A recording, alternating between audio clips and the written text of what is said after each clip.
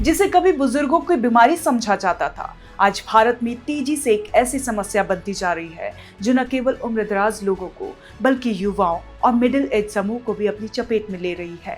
हाल ही में प्रकाशित एक रिपोर्ट ने इस बात की पुष्टि की है कि भारत में डायबिटीज के मामले न केवल तेजी से बढ़ रहे हैं बल्कि अभी एक सामान्य और चिंताजनक वास्तविकता बन चुकी है। एक समय था जब लोग 70-80 की उम्र में इस बीमारी का नाम सुनते थे, लेकिन आज हालात ये हैं कि अगर किसी सामाजिक समारोह में मिठाई परोसी जाए तो कई लोग सिर्फ इसलिए मना कर देते हैं क्योंकि वे ये तो डायबिटीज से ग्रस्त है या इसके खतरे से सतर्क होकर बचाव के उपाय कर रहे हैं। देश की वर्तमान स्थिति पर नजर डालें तो हाल ही में द साइलेंट ग्लोबल हेल्थ में प्रकाशित एक स्टडी ने चौंकाने वाले तथ्य पेश किए हैं। ये स्टडी भारत में longitudinal ageing study in India के तहत की गई थी, जिसमें 2017 से 2019 के बीच भारत के लगभग 60,000 ऐसे वयस्कों का सर्वे किया गया जिनकी उम्र 45 वर्ष या उससे अधिक थी। इस अध्ययन से पता चला कि 2019 तक इस आयु वर्ग के हर 5वें व्यक्ति को डायबिटीज था। ये कोई छोटी संख्या नहीं है, यह आंकड़ा करीब 50 मिलियन यानी 50 करोड़ से भी ज्यादा लोगों को प्रतिनिधित्व करता है। सबसे चिंताजनक बात यह है कि जिन लोगों को डायबिटीज था उनमें से लगभग 2 में से 1 व्यक्ति को यह पता नहीं था कि वह इस बीमारी से ग्रसित है। यह सिर्फ चिकित्सा समस्या नहीं है बल्कि जागरूकता की एक बड़ी चुनौती है। अब जब तक लोग ये जानकारी नहीं जुटा पाएंगे कि वो किसी बीमारी से पीड़ित है, तब तक वे उसका इलाज कैसे शुरू कर सकते हैं। इस स्थिति में ये भी स्पष्ट होता है कि भारत जैसे देश में जहाँ स्वास्थ्य सेवाएं तक की पहुंच अभी उतनी आसान नहीं है, वहाँ बीमारियों का पता लगाना एक बड़ी लड़ाई है। इस स्टडी में ये भी सामने आया कि डायबिटीज के मामले पुरुषों और महिलाओं के लगभग सामान्य रूप से देखे गए, करीब 20%, लेकिन अगर ग्रामीण और शहरी क्षेत्रों की तुलना की जाए तो शहरी इलाकों में ये प्रतिशत लगभग 2 गुना है। इसका मुख्य कारण जीवन शैली में अंतर है। शहरों में अधिकतर लोग बैठकर काम करने वाले पेशों से जुड़े हैं, फास्ट फूड का सेवन ज्यादा होता है, नींद और तनाव के स्तर में असंतुलन है और शारीरिक सक्रियता बेहद कम हो गई है। वहीं गांव में अब भी लोग खेती बाड़ी या श्रम आधारित कार्यों में लगे रहते हैं, जिससे उनका शारीरिक स्वाभाविक रूप से सक्रिय रहता है।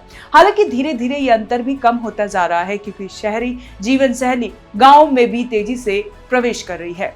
रिसर्च में ये भी देखा गया कि जिन राज्यों की आर्थिक स्थिति बेहतर है वहां डायबिटीज के मामले ज्यादा है। इसका मतलब ये हुआ कि जैसे जैसे राज्य या व्यक्ति आर्थिक रूप से सशक्त होता है वैसे वैसे उसके खान पान और जीवन शैली में बदलाव आते हैं जो मेटाबॉलिक बीमारियों के खतरे को बढ़ा देते हैं। ये एक वैश्विक ट्रेंड है जिसे न्यूट्रिशन ट्रांजिशन कहा जाता है, यानी परंपरागत संतुलन भोजन से हटकर अधिक कैलोरी युक्त, प्रोसेस्ड और चीनी युक्त खाद्य पदार्थ का सेवन बढ़ जाना।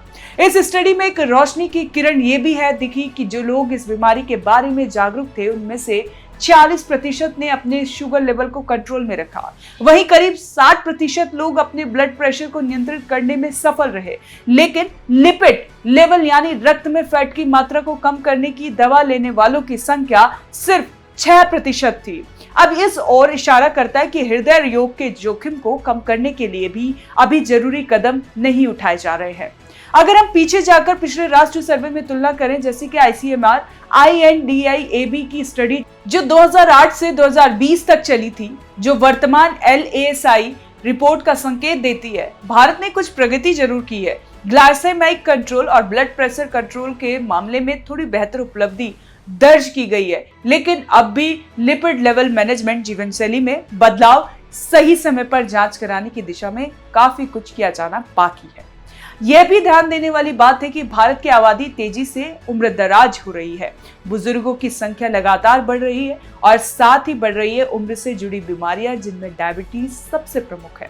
रिसर्च में यह साफ दिखा कि बुजुर्गों में डायबिटीज का प्रचलन युवाओं की तुलना में अधिक है, लेकिन यह भी सच्चाई है कि अब यह बीमारी युवाओं तक भी पहुंच चुकी है।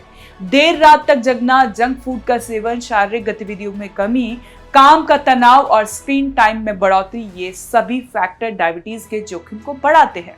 आज का युवा वर्ग भले ही शारीरिक रूप से सक्रिय दिखता है, लेकिन अंदर ही अंदर उनकी जीवन शैली कई ऐसी आदतों से प्रभावित हो रही है जो डायबिटीज जैसी मेटाबॉलिक बीमारियों को न्योता देती है। खासकर महामारी के बाद वर्क फ्रॉम होम और डिजिटल निर्भरता ने हमारी दिनचर्या में स्थायित्व ला दिया है, जो शारीरिक स्वास्थ्य के लिए घातक बन सकता है। यदि अब भी हमने अपनी आदतों में सुधार नहीं किया तो आने वाले वर्षों में ये बीमारी न केवल बुजुर्गों और मिडिल एज लोगों में बल्कि युवाओं में भयावह रूप ले सकती है। इसीलिए जरूरी है कि व्यक्तिगत स्तर पर भी, सामाजिक स्तर पर भी डायबिटीज के प्रति जागरूकता फैलाई जाए।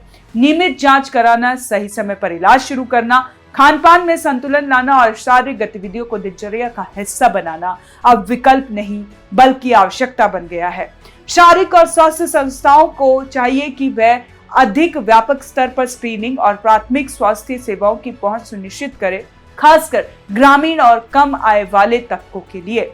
कुल मिलाकर यह कहा जा सकता है कि भारत आज एक ऐसे मोड़ पर खड़ा है जहां स्वास्थ्य और जीवन शैली के बीच संतुलन साधना समय की मांग बन चुकी है। डायबिटीज सिर्फ एक बीमारी नहीं है, यह हमारे पूरे जीवन की प्रणाली को प्रभावित करने वाली एक स्थिति है। इससे लड़ने के लिए केवल दवाइयों की नहीं बल्कि सोच में भी बदलाव जरूरत है, क्योंकि अगर हम समय रहते नहीं चेते तो आने वाले वर्षों में ये बीमारी भारत के लिए एक और साइलेंट महामारी बन सकती है। तो क्या लगता है आपको कि इस बीमारी से बचने के क्या उपाय हो सकते हैं? आप अपने बच्चों के कैसे ध्यान रख सकते हैं? आप हमें कमेंट कर जरूर बताइएगा और देखते रहे one nation one group news.